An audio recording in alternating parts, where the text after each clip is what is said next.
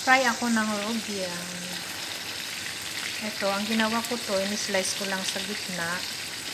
Tapos,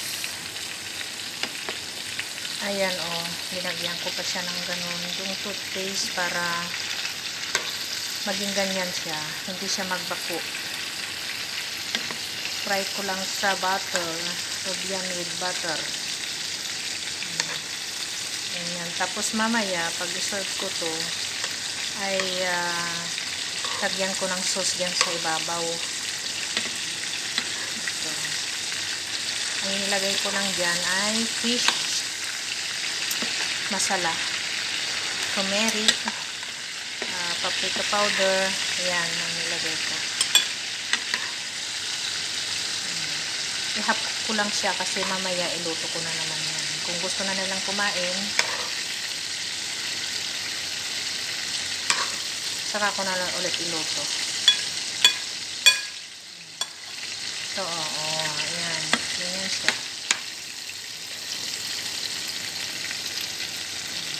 Saka ko lang ulit iluto ito pag gusto na nilang kumain.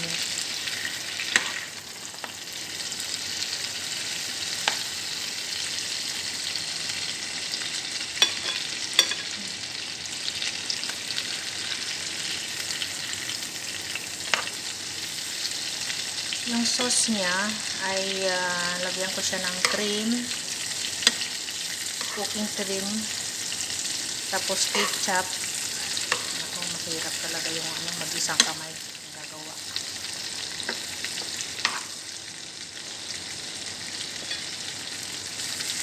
Shrimp with butter.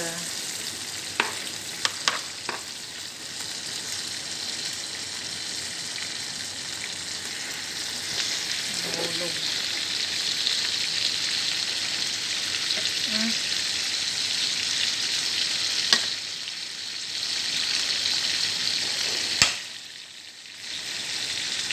Yung padalawa doon.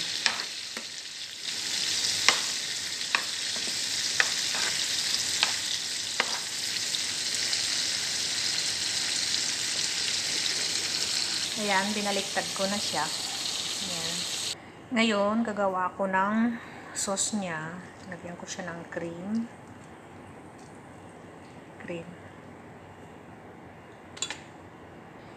Ketchup. Uy.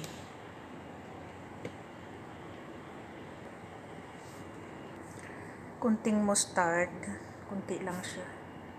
Kasi iba man yung lasa yan. Kunti lang.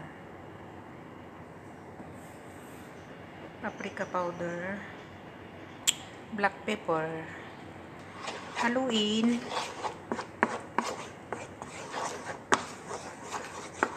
Ito na, ready na siya. Ayan. Ready na. Ilagay lang sa ibabaw ng shrimps kapag i-serve. Ayan. Sige na. Thank you guys. Thank you for watching.